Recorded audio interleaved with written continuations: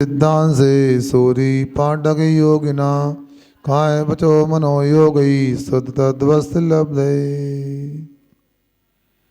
अब यहाँ पर हम लोग इस जिन देशनासार ग्रंथ में यह चर्चा कर रहे हैं कि परमात्मा पद जो होता है वो ही चरम लक्ष्य है, तो कैसे प्राप्त करें।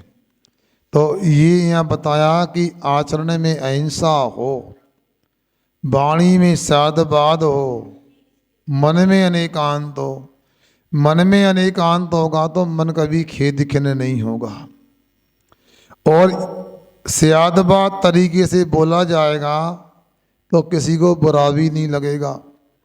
और आचरण हमारा जो भी हो वह हमेशा किसी को कष्ट देने का नहीं होना चाहिए। अब यहाँ पर चर्चा ये हो रही है, अन्य जिनेतर धर्म संप्रदाय होते हैं, वहाँ भी क्या जैन धर्म की चर्चा है, क्योंकि जैन धर्म अनादि सनातन धर्म है। यहाँ बहुत सारे प्रसंग आपके सामने रखे हैं। वैष्णव संप्रदाय के अनुसार ऋग वेद ग्रंथ में भगवान ऋषभदेव आदि 24 तीर्थंकरों का अत्यंत सम्मान के साथ याद किया गया है। ओम त्रिलोक प्रतिष्ठिता नाम चतुर्विंशति तीर्थंकराणाम ऋषभादि वर्धमानता नाम सिद्धानम शरणम प्रबद्धे। यहाँ कहा गया है जो 3 लोक में विराजमान हैं, क्यों श्री ऋषभदेव भगवान से लेकर महावीर भगवान पर्यंत सभी 24 तीर्थंकरों और सिद्धानम सिद्धों की मैं शरणम प्रबद्धे शरण प्राप्त करता हूँ। शरणम होना चाहिए यहाँ तक। हाँ,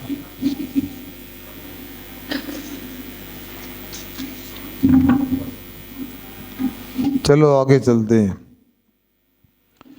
यजुर्वेद में कहा गया है ओम नमो रतो ऋषभा, मतलब अरंध नाम वाले या पूजन के योग ऐसे पूज ऋषभ देव को नमो नमस्कार हो, ऐसा वहाँ कहा है। शिव पुराण में लिखा है कि भगवान ऋषभ देव के एक बार नाम स्मरण करने से उतना फल मिलता है जितना कि 68 तीर्थों की यात्रा करने से मिलता। ठीक भी है, भगवान का नाम लेना ही असंख्यात गुणी कर्मों की नजरा का कारण है। आप लोगों ने पढ़ा है कि तदपाठ सूत्र का पाठ करते हैं तो एक उपवास का फल मिलता है। अब कोई कहे तो उपवास ना करके अब पाठ ही कर लें। आचार्य कहते हैं उसका इतना ही, एक उपवास करने जिससे पापों की कर्मों की नजरा होती है उतनी नजरा तदपाठ सूत्र के पाठ करने में मिलती होती है। तो यहाँ पर भी इसी प्रकार जानना चाहिए। 68 तीर्थों की यात्रा करने में जो कर्मों की नजरा होती है उतनी नजरा तीर्थंकर ऋषभदेव के नाम स्मरण मात्र से प्राप्त होती है, ऐसा अपने को जानना चाहिए। मार्कंडेय पुराण में 39 से 41 श्लोक में 3 श्लोकों में देखें तो वहाँ लिखा है कि ऋषभदेव ने अपने पुत्र का राजभार भाई सौंप दिया था और स्वयं विरक्त हो गए थे। इनके पुत्र भरत के नाम पर इस देश का नाम भारतवर्ष प्रसिद्ध हो गया।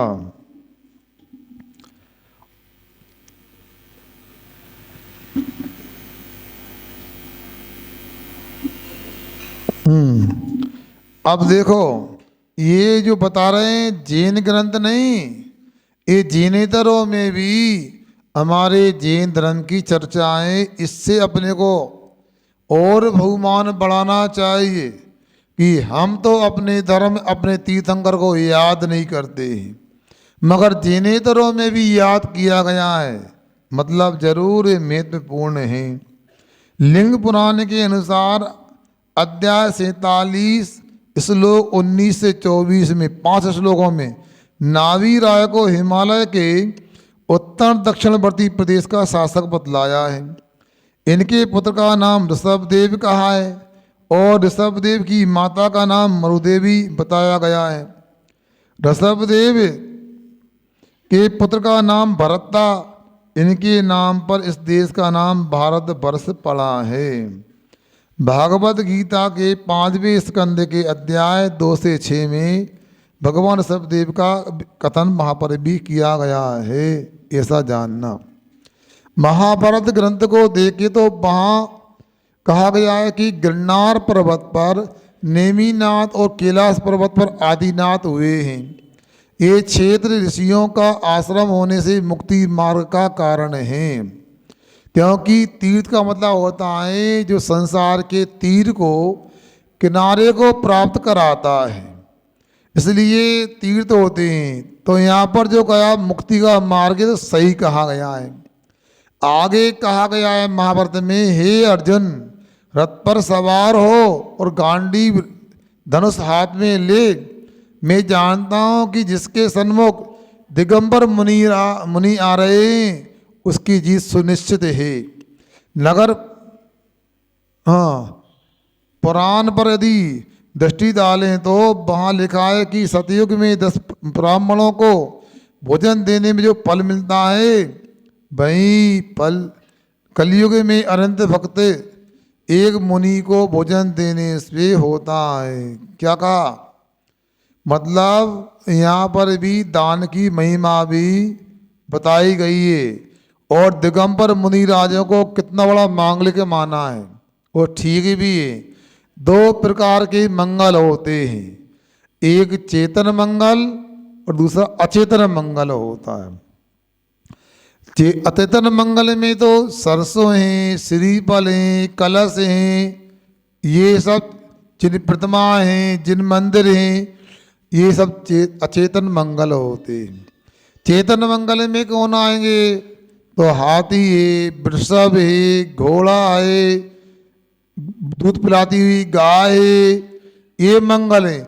मगर ये सबके सब मंगल यदि मान लो अपना मंगलाचरण ना भी कर सकें, अपने मंगल को करने में मान लो कमजोर पड़ भी जाए, मगर कहते दिगंबर मुनिराज यदि सामने मिल जाते हैं तो नियम से मंगल होकर के ही रहता है।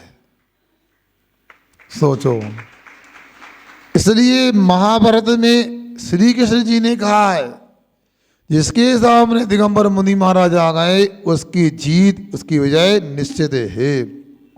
इसलिए हमको सोचना चाहिए, सबसे पहले सुबह उठ करके कहाँ जाना चाहिए? अपने को मंदिर आना चाहिए। किसी को मत देखो, नीचे देखकर मंदिर आओ। सबसे पहले बीतराग भगवान को देखो, गुरुओं को देखो। इसके माध्यम से दिन भर का हमारा मंगलाचरण प्रारंभ हो जाएगा, ऐसा जानना चाहिए। हाँ, वैष्णव संप्रदाय में विष्णु के कितने अवतार बतलाए हैं। इनमें ऋषभदेव कौन सा अवतार कहा है? हाँ, हिंदू धर्म के वैष्णव संप्रदाय में विष्णु के 22 अवतार कहे हैं, जिनमें ऋषभदेव को 8वां अवतार कहा है। अब देखो, ब्रह्मा विष्णु और महेश 3 की चर्चा होती है, सुन रहे ना? तो यहाँ पर ब्रह्मा कौन होते हैं? तो जिन तरह में सृष्टि के कर्ता बताए ब्रह्मा। महेश कौन होते हैं? सृष्टि के संहारक होते हैं। विष्णु कौन होते हैं? जो सर्वगत यानी सर्वव्यापक होते हैं। हमारे यहाँ सर्वक भगवान को सर्वगत कहा है। वही ज्ञान की अपेक्षा से संपूर्ण आकाश में समाये हुए सर्वगत हैं। उनके ज्ञान से कुछ भी अछूता नहीं, कुछ भी बचा नहीं, सब उनके ज्ञान में समा जाते हैं। जैसे कहते ना, हाथी के पाँव में सब आ जाते। इसका मतलब क्या? बच्चे के पाँव हों चाहे बड़ों के पाँव हों, सबसे बड़ा पाँव कौन का होता है? हाथी का होता है। अब हाथी ने पैर रख दिया तो फिर तो भैया इनके पैर भी इसमें समा जाएंगे, बच्चों के भी बड़ों के भी। वैसा भगवान का ऐसा केवल ज्ञान होता है, उसमें सब प्रकार के सर्व गुण पर्यायसु केवलस्य, सभी द्रव्य गुण पर्याय केवल ज्ञान में समा जाते। इसलिए विष्णु का अवतार जो बताया ऋषभदेव को 8वें नंबर का बताया है। बौद्ध धर्म के अनुसार बौद्ध साहित्य में भी जैन धर्म की कहीं कोई चर्चा है? हाँ, क्यों नहीं, अवश्य ही है। बौद्ध ग्रंथ न्याय बिंदु में भगवान महावीर को सर्वज्ञ, आप्त और तीर्थंकर कहा है। महाभग्य में कहा है। वैशाली में सड़क सड़क पर बड़ी संख्या में दिगंबर साधु प्रवचन दे रहे थे। अनुत्तर निकाय में बतलाया है कि नाथ पुत्र भगवान महावीर सर्वदृष्टा अनंत ज्ञानी तथा हमेशा सजग एवं सर्वग रूप में स्थित थे। मंजूश्री कल्प में भगवान ऋषभदेव को निर्गुण तीर्थंकर आप्त कहा गया है, ऐसा अपने को वहाँ पर समझना चाहिए। मतलब ये यहाँ पर अनेक जगह ऐसी चर्चा की गई। अब ये तो बौद्ध धर्म की बात हो गई, हिंदू धर्म की बात हो गई। यहाँ देखो, अब बादशाह सिकंदर के साथ कौन से मुनि ने यूनान जाकर धर्म प्रचार किया था? दिगंबर जैन मुनि कल्याण जी ने यूनान में सिकंदर के साथ जाकर जैन धर्म का प्रचार किया था। एक ब्रह्मचारी ने एक पुस्तक लिखी है इसके ऊपर, सिकंदर के ऊपर। तो उसमें ये भी कहा गया था, जब सिकंदर विश्व को जीतने के लिए निकला था और भारत आ रहा था यूनान से, उसने कहा अपने माँ का आशीर्वाद तो ले लें, और अपनी माँ के पास सिकंदर गया। और सिकंदर छोटा मोटा बादशाह नहीं था, कहते उसका इतना बड़ा साम्राज्य था, ऐसे इतने खजाने थे, 40 ऊंटों पर तो चाबियां चलती थी। क्या सुना सुशील कुमार? 40 ऊंटों पर तो खजानों की चाबी ही गुच्छे जाते थे। बताओ अपने घर में कितने, बताओ बस 2-3 चाबी का गुच्छा घूमते रहते लेकर। बताओ क्या है, बताओ। फ्री का छल्ला ले लिया अपन ने लिबर्टी वालों का। हाँ, वो घूम रहे, 40 ऊंटों पर चाबी जाती थी। बताओ। अब देखो भाई, सिकंदर अपनी माँ का कितना बड़ा सम्मान करता था। ये भी आज के लोगों को सीखना चाहिए, माता पिता का सम्मान क्या। बच्चों, इतनी संपत्ति होने के बाद भी वो अपनी माँ के बिना कोई काम नहीं करता था। तुम लोग करते क्या नहीं करते? अपनी माँ से पूछते नहीं पूछते? गुस्सा हो जाते हो थोड़ी सी बात है, बता हैं। अब सुनो भाई, माँ के पास है, माँ मुझे आशीर्वाद दो, मैं भारत को जीतने जा रहा हूं, मुझे विश्व विजेता बनना है। माँ कहती है ठीक बेटा, जैसा तुझे अच्छा लगे कर। और फिर पूछता, माँ जब मैं भारत से लौट के आऊँगा तो आपके लिए क्या ला सकता हूँ? नहीं मुझे कुछ नहीं चाहिए। नहीं नहीं माँ बताओ, भारत की चर्चा करती हो आप, भारत में क्या अच्छा मैं लेके आऊँ? तो सिकंदर की माँ कहती है कि बेटा मुझे यदि ला सकता है तो एक काम कर, मेरे बुढ़ापे में खुदा का नाम कोई सुना सके ऐसा दिगंबर साधु लेके आ जाना होता। तो अपनी माँ की भावना इच्छा पूरा करने के लिए भाई सिकंदर यूनान में कल्याण मुनि महाराज को लेकर गया था। ऐसा जानना चाहिए। समझ रहे आप लोग? ऐसा है।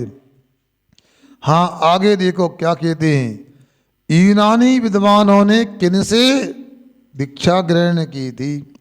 यूनानी तत्ववेत्ता पाइथागोरस, डायोजनीस जैसे लोगों ने जैन श्रमणों से शिक्षा दीक्षा नियम आदि ग्रहण किए थे।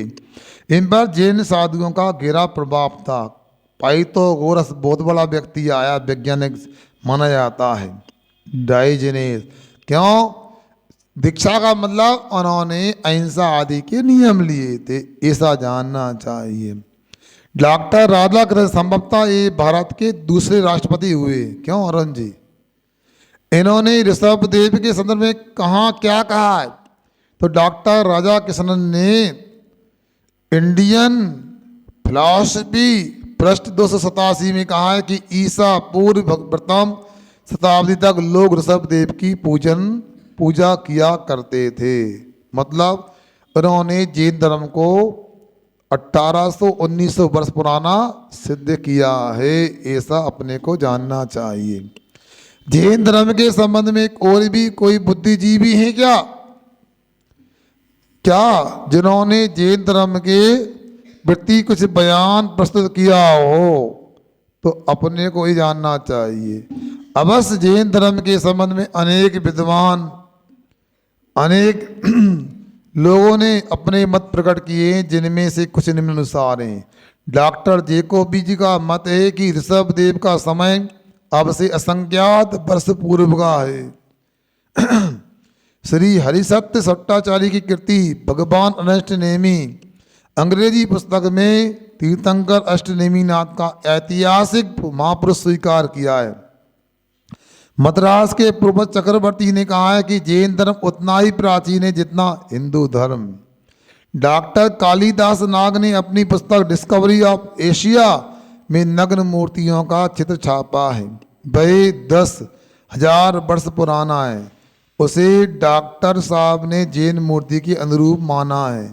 भारत के बाहर भी मैं नाम संभवतः नहीं बता पा रहा हूँ, एक जगह वहाँ पर समोसरण निकला खुदाई में, क्या वहाँ समोसरण निकला, वो नाम मुझे याद नहीं आ रहा है कौन सा देश है, नहीं कैंट क्या कनाडा क्या है,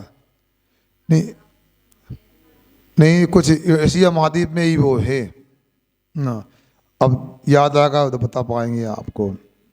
हाँ, इटली के डॉक्टर जोसेफ टक्सी को एक तीर्थंकर प्रतिमा मिली जिसे वह रोम ले गए। इस कथन से फलित होता है कि तिब्बत में भी जैन धर्म था। जैन धर्म को लेकर पुरातत्व में भी बहुत सारी बातें मिलती हैं। क्या कहता है पुरातत्व विभाग? देखो, अनेक पुरातत्व के जानकार दुनिया में हमेशा से रहे हैं। इन्होंने सिंधु घाटी की सभ्यता के समय ही जैन धर्म को प्राचीनता को स्वीकार किया है। जैन धर्म की प्राचीनता को स्वीकार किया है। डॉक्टर प्राणनाथ विद्यालंकार ने सिंधु घाटी सभ्यता की खुदाई से प्राप्त सील नंबर 449 में लेख में जिनेश्वर पढ़ा है। पहले सिक्कों में भी इस प्रकार जिनेश्वर आदि को लेकर तीर्थंकर को याद किया जाता था। पुरातत्व के पंडित राय बहादुर चंद्रा का वक्तव्य कि सिंधु घाटी की सभ्यता में जो मोहरें मिली हैं उन्हें एक मोहर में मूर्ति प्राप्त हुई है जिसमें मथुरा के ऋषभ देव की खड्गासन मूर्ति के समान त्याग और तपस्या वैराग्य के भाव दृष्टि गोचर होते हैं। हाँ, हड़प्पा से प्राप्त ये 5000 पुरानी सभ्यता है, मोहनजोदड़ो हड़प्पा। हाँ, हड़प्पा से प्राप्त नग्न मानव धड़ भी सिंधु घाटी की सभ्यता में जैन तीर्थंकरों के अस्तित्व को स्वीकार करते हैं। केंद्रीय पुरातत्व विभाग के महानिदेशक टी.ए. रामचंद्रन ने उस पर गहन अध्ययन किया है। लिखा है कि हड़प्पा की कायोत्सर्ग मुद्रा में उत्कीर्ण मूर्ति पूर्ण रूप से जैन मूर्ति है। मथुरा के कंगाली टीला की खुदाई से अत्यंत प्राचीन देव निर्मित स्तूप अज्ञात काल के अलावा 110 शिलालेख एवं कुछ प्रतिमाएं मिली हैं जो ईसा पूर्व 2 सदी से 12वीं सदी की तक की है। सम्राट खारवेल के द्वारा बनाई गई गुफा के शिलालेख से पता चलता है कि ऋषभ देव की स्थापना पूजा आदि का प्रचलन सबसे पुराना है। अब समझ सकते हैं आप लोग क्या कहाँ पर है खारवेल ने जो गुफाएं कहाँ बनवाई, पता है आप लोगों को? दुनिया में घूमते रहते हो, अपने जानकारी नहीं है। उड़ीसा के उदयगिरी खंडगिरी पर्वत पर गुफाएं बनाई खारवेल ने, जहाँ मुनियों की संतशाला संतनिवास के रूप में गुफाओं के अंदर पत्थरों पर उन्होंने वहाँ वो सैया भी उकेरी है, सैया के ऊपर तकिया भी बनाया पत्थर का। मतलब इस प्रकार प्राचीन सभ्यता सिद्ध करती है कि जैन धर्म अत्यंत प्राचीन है। जैन धर्म के संस्कृत भाषा में लिखे प्राचीन ग्रंथ कौन कौन से हैं? आपको बता दें, जैन धर्म में ग्रंथ रचना की भाषा प्राकृत रही है। बाद में संस्कृत भाषा में भी ग्रंथ लिखे गए हैं। संभवतः विक्रम संवत 2 शताब्दी में सर्वप्रथम गद्य रूप में आचार्य श्री उमा स्वामी जी महाराज द्वारा तद्वार सूत्र लिखा गया तथा आचार्य श्री समदभट्ट स्वामी द्वारा रत्नकंडक श्राप का आचार की रचना पद रूप में हुई। क्या समझे? हमारे यहाँ समोसरण की भाषा भी अर्धमागधी भाषा प्राकृत भाषा है। हमारे यहाँ सटकंडागम कसाय पावड़ ग्रंथ अत्यंत प्राचीन है, बल्कि सबसे पहले लिखे गए माने जाते। ये भी सोयर श्रेणी प्राकृत में होते हैं। सटकंडा में जो रमोकाल मंत्र हम पढ़ते वो सटकंडागम ग्रंथ का मंगलाचरण है। ऐसा यहाँ पर अपने को समझना चाहिए कि हमारी जो भाषा प्राकृत भाषा है। एक बार हमको मुनि श्री चंद्रसागर जी ने समाचार भेजा कि महाराज पाठशाला में प्राकृत पढ़वाओ। हमने कहा महाराज हिंदी सीख लें, पर्याप्त है। आज जमाने में हिंदी के अक्षर तक तो आ नहीं रहे है, सुन रहे? बाबू से कहा लिखो बाबू, बाबू ने लिख पाया बाबू, क्योंकि अंग्रेजी सिखाई जाती है। बताओ, अंग्रेज चले गए, अंग्रेजी रह गई, अंग्रेजी तो रह गई। बताओ महाराज जी न्यू ईयर कैसे मनाना है बताओ। सुनो बच्चों, न्यू ईयर क्या होता है बताओ? देखो अपन लोगों को, अपन को जैन क्या, सुनो, अपन कौन है? जैन हैं कि सिख हैं कि ब्राह्मण हैं, क्या ईसाई है? कौन है बताओ बच्चों? हैं बताओ? सार्थक जैन पक्का, ईसाई मुसलमान? बाबू कौन हो? कौन हो बताओ? मुसलमान हो? जैन हो? जैन हो तो फेंको भैया। तो अपने को याद रखना चाहिए हमारा न्यू ईयर कब आता? इधर देखो, हमारा न्यू ईयर आता दीपावली के दिन आता, जब भगवान महावीर स्वामी को मोक्ष होता है। जब क्या आता है? न्यू ईयर आता है। अब सुनो इधर देखो, अभी जो आएगा वो ईसाई लोगों के अनुसार आएगा। हमारे यहाँ 31 दिसंबर का जो समय होता है उसके बाद में जो दिन आता 1 जनवरी का, वो हमारे यहाँ जैन दर्शन के अनुसार नहीं। हमारे यहाँ तो महावीर स्वामी शासक हैं, उनका शासन काल चल रहा है। तो उनको निर्माण हुए कितने वर्ष हो गए? तो उनको निर्माण हुए 2549 वर्ष हो गए और 50वां प्रारंभ हो गया। कब से? दीपावली के दिन से। कब आई थी दीपावली? 13 नवंबर को आई थी। उसी दिन से नया वर्ष चालू हुआ, 2550 प्रारंभ हो गया है। भारतीय परंपरा में गुड़ी पड़वा से नया वर्ष प्रारंभ होता है।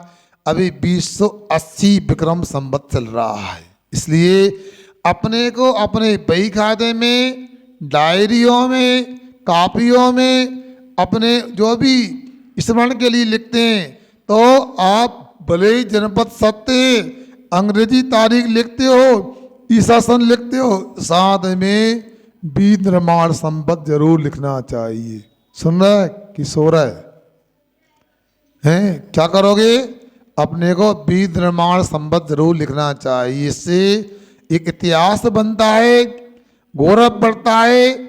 जब आपके सुनो कागजात पुराने लोग जो लिख गए वो अपन देखते हैं, अपन लिखेंगे तो आगे लोग देखेंगे। तो बीज निर्माण क्या? ये बच्चे जब बड़े हो जाएंगे पूछेंगे ये बीनी क्या होता है?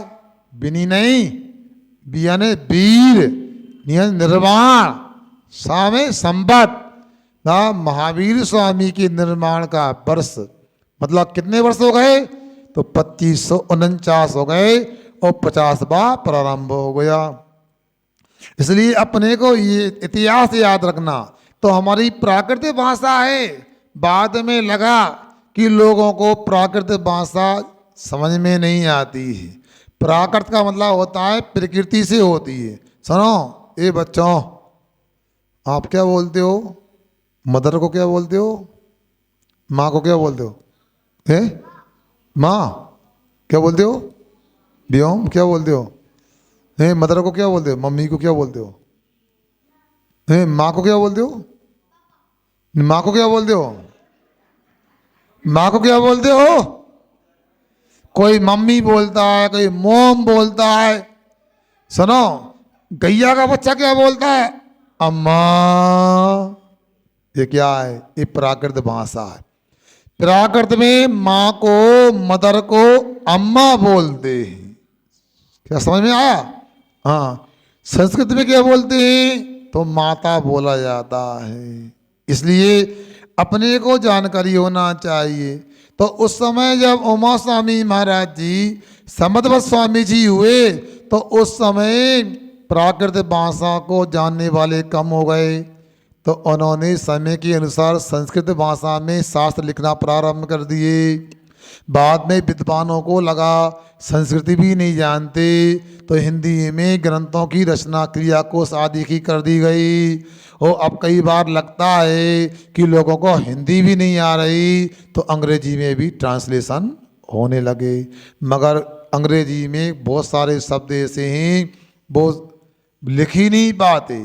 धर्म द्रव्य को अंग्रेजी में कुछ भी शब्द नहीं है, तो उसको ईथर बोल देते, जो कि केमिकल होता एक। इसलिए समय के अनुसार शास्त्रों की भाषा में परिवर्तन आता है।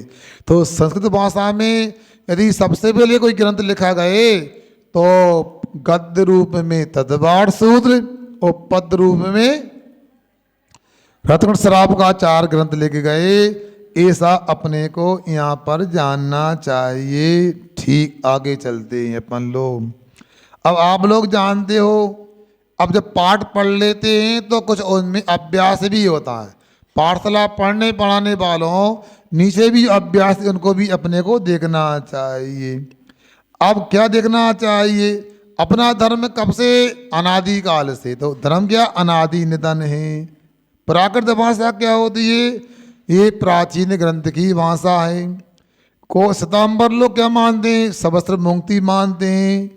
इसी प्रकार हाँ, जैन धर्म क्या है? जो क्षमा को बताता है। भगवान अष्टनेमी का वर्णन कौन ने? श्री हरिसत्य भट्टाचार्य ने किया है। अब पूछते हैं क्या सही क्या गलत है? बौद्धों के न्याय बिंदु ग्रंथ में महावीर स्वामी को सर्वज्ञ और आप्त कहा है। बोलो सही है कि गलत? सही है, मिलाना। डॉक्टर जेकोबी ने जैन धर्म को संख्यात बस पुराना बताया है। गलत है। हिंदू धर्म में विष्णु का 8वां अवतार ऋषभदेव को कहा है। सही है, बहुत अच्छा। अनेकांत जैन धर्म का मूल सिद्धांत है। सही है। पंडित रायचंद जी का गांधी जी पर घेरा प्रभाव पड़ा। सही लिखा है। अब ये तो आपका पहला पार्ट हो गया। अब मैं दूसरा पार्ट वो बता रहा हूँ जो आपके लिए थोड़ा धारणा बदलने वाला होगा। ध्यान से सुनना। प्रश्न आपके हैं, उत्तर मैंने दिए हैं। कोई भी पुस्तक में नहीं मिलेगा। कोई कह सकता है महाराज ये पुस्तक बनाने की आवश्यकता क्या है, बहुत सी पुस्तकें। नहीं, इस शास्त्र में कुछ नया मिलेगा आपको। देखो बच्चों सुनो, पाठशाला किसे कहते हैं? कोई पूछे पाठशाला जाओ, क्या होता है पाठशाला? जैसे गाय के रहने को गौशाला, घोड़ों के रहने के स्थान को अश्वशाला कहते हैं, वैसे ही जहाँ कोई पाठ पढ़ते हैं उसे पाठशाला कहते हैं। किंतु जहाँ जैन धर्म का पाठ पढ़ा जाता है वही शाला या पाठशाला शब्द से ग्रहण करें।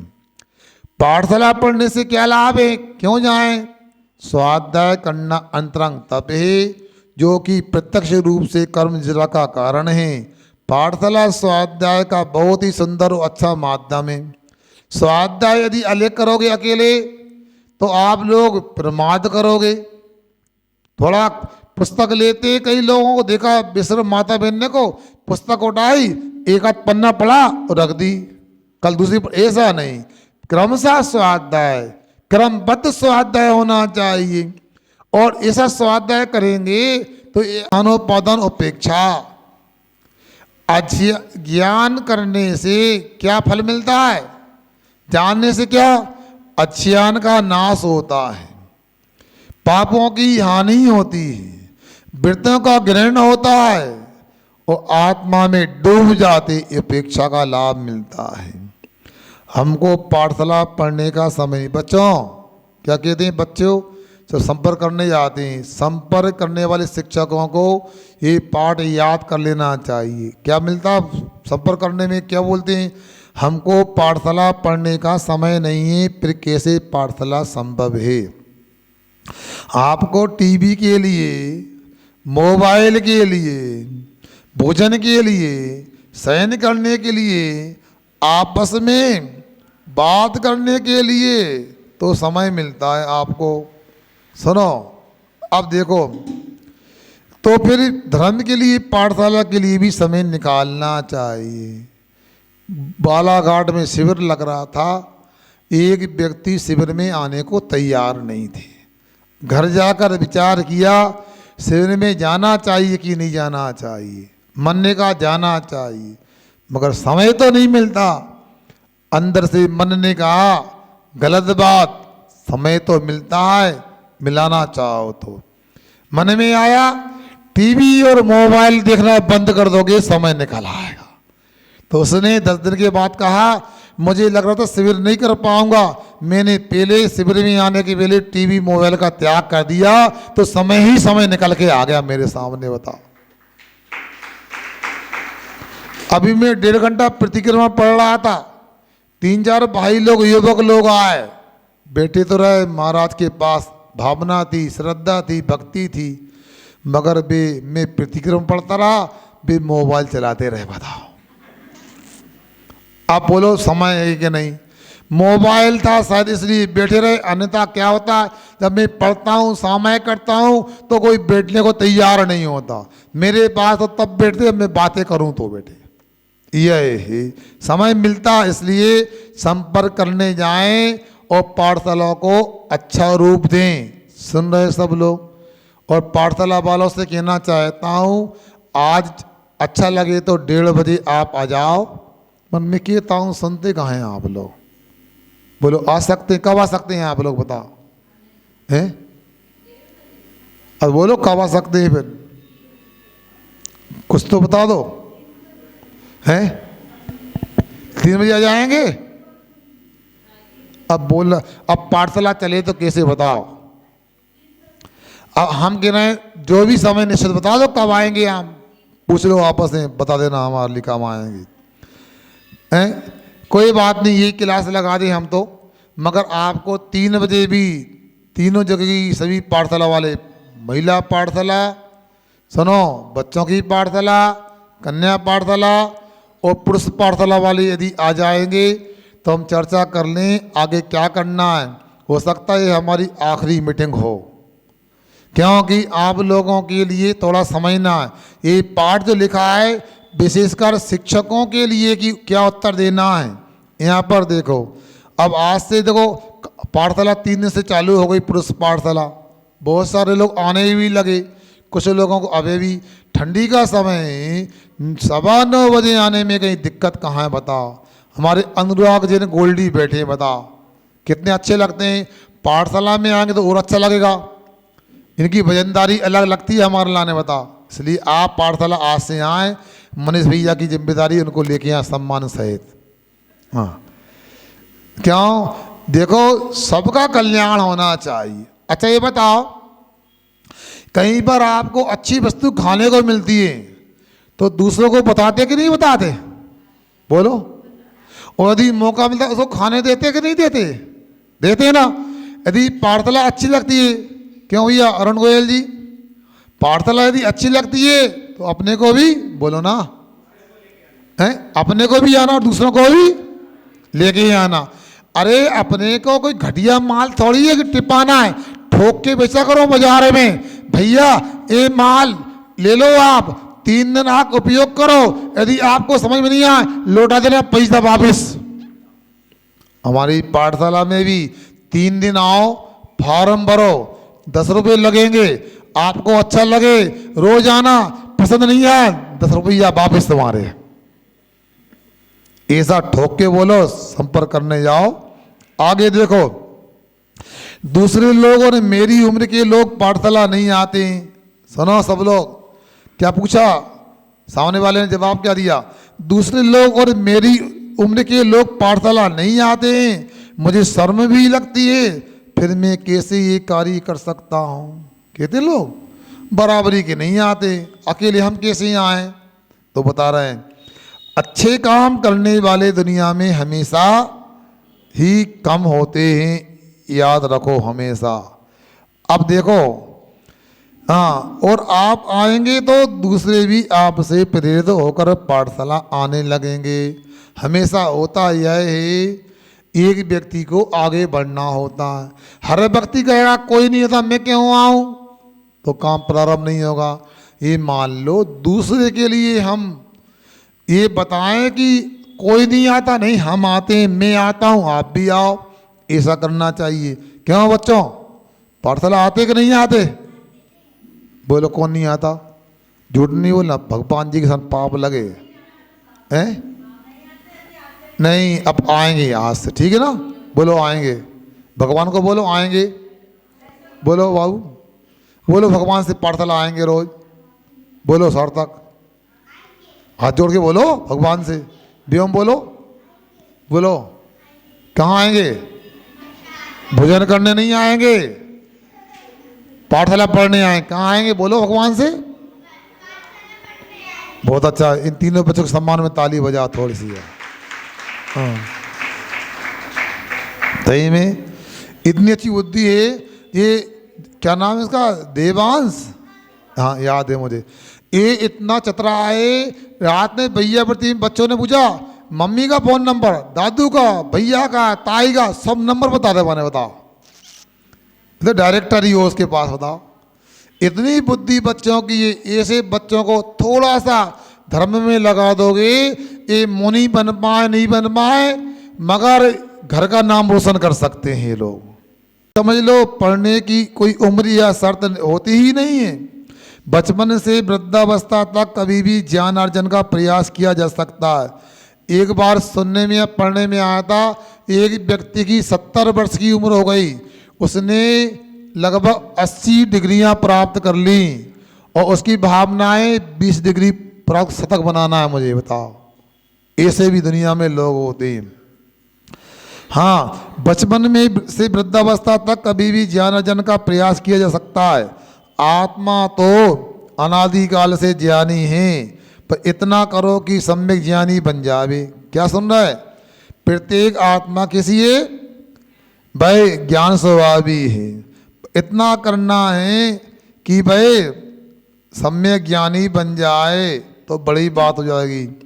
यही भी ध्यान रखो कि अनादिकाल से पाप करने में शर्म नहीं है, तो धर्म कार्य में शर्म कैसी? बताओ, पाप करने में शर्म आती है? हिंसा करते हैं, झूठ बोलते हैं, चोरी करते हैं, कुशील करते हैं, परिग्रह रखते हैं, पाप कितने होते हैं? कौन कौन से? अच्छा, हिंसा क्या होती है? नहीं, पाप मतलब हिंसा क्या होती है? दूसरा पाप क्या होता है? झूठ। तीसरा पाप, चौथा पाप नहीं, तीसरा पाप, तीसरा चोरी, चौथा, पांचवा परिग्रह। धीरे बोलो, कोई सुन लेगा पीछे सब लोग। परिग्रह को भी पाप बहुत मानते हैं, सोच लो, बच्चों से सीख लो तुम लोग। परिग्रह संग्रह करने में पाप में शर्म नहीं आती, कपड़े खरीदने में शर्म नहीं आती, पैसा कमाने में शर्म नहीं आती, व्यापार करने में शर्म नहीं आती, नौकरी करने में शर्म नहीं आती, झाड़ू पोछे लगाने में शर्म नहीं आती, मगर पाठशाला में शर्म आती है। ये कहना बहुत ही गलत है। इसलिए कभी भी नहीं सोचना कि पाठशाला जाने में शर्म आती है। कुछ लोग कहते हैं हम पूजन करने तैयार हैं, मगर कपड़े घर से पहन के नहीं आएंगे, क्योंकि दुपट्टा पहनने में शर्म आती है। ये गलत बात है। पूजन करने में क्या शर्म आए। कुछ लोग कहते हैं कि हम तो पूजन तो नहीं कर सकते, धोती दुपट्टा पहन के अभिषेक करने जा सकते हैं, क्योंकि शर्म को लोग क्या कहेंगे बताओ। मगर ऐसा नहीं, अपने को दिखावा नहीं करना, अपने लिए अपने आप को धर्मात्मा बनाने का पुरुषार्थ करना। यह भी ध्यान रखो कि अनादिकाल से पाप करने में शर्म नहीं है, तो धर्म कार्य में शर्म कैसी। अर्थात साहस उत्साह उत्पन्न करो कि हम भी भगवान बन सकते हैं। सुनो, हम क्या बन सकते हैं? भगवान। क्या बन सकते हैं? बोलो पीछे वालों, क्या बन सकते हैं? भगवान बन सकते हैं। मगर कैसे बनेंगे? पाठशाला आकर के ही भगवान बन सकते हैं। पाठशाला तो पढ़ना चाहता हूं, परंतु आप पढ़ाने वाले निपुण कुशल शिक्षक विद्वान क्यों नहीं बुलाते हो?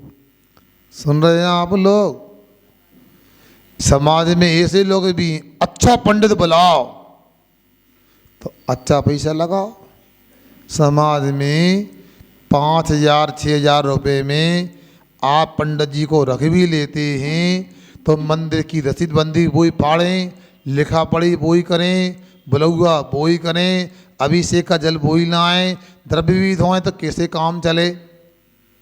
आप लोगों को ये सोचना चाहिए हमारे घर में कौन कौन सी आवश्यकताएं होती हैं, कौन कौन सी सुविधाएं हैं। उसने जैन धर्म को पढ़ा है, जीवन दिया है, तो उसकी भी भावना पूरी हो। मगर हम लोग शोषण करते हैं, अन्याय करते हैं। इसलिए हमने पाठशालाओं में स्थानीय लेवल के लोगों को रखा है। अथवा कोई नौकरी वगैरह में लग जाता है तो वो समय नहीं दे पाता।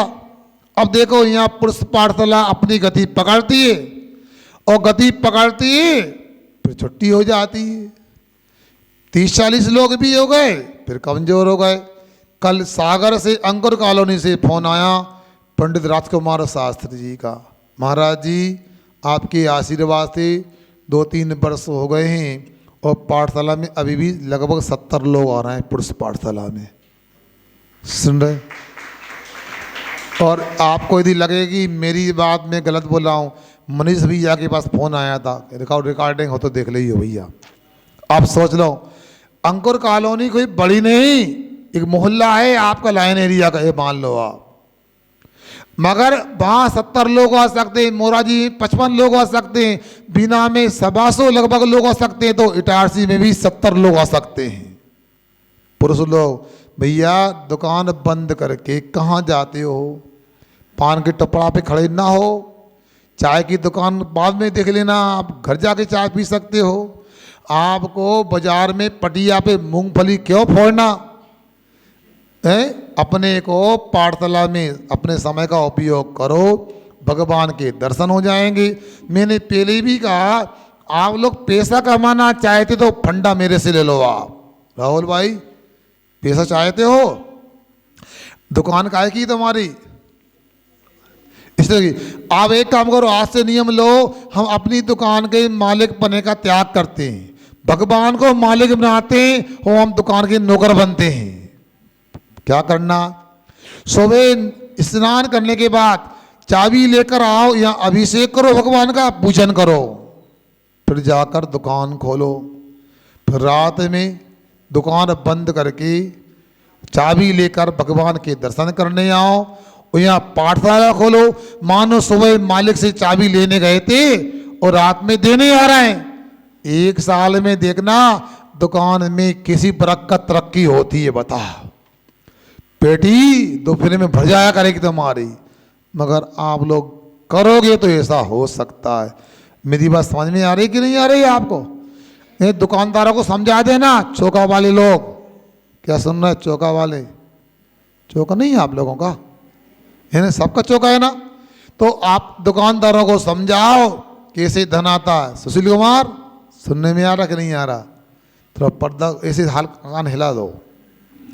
अब सोच लें, विचार करें, यदि ऐसा करोगे तो आपका भौतिक विकास भी होगा। आगे देखो, पाठशाला में निपुण शिक्षक चाहिए तो क्या बोलते हैं?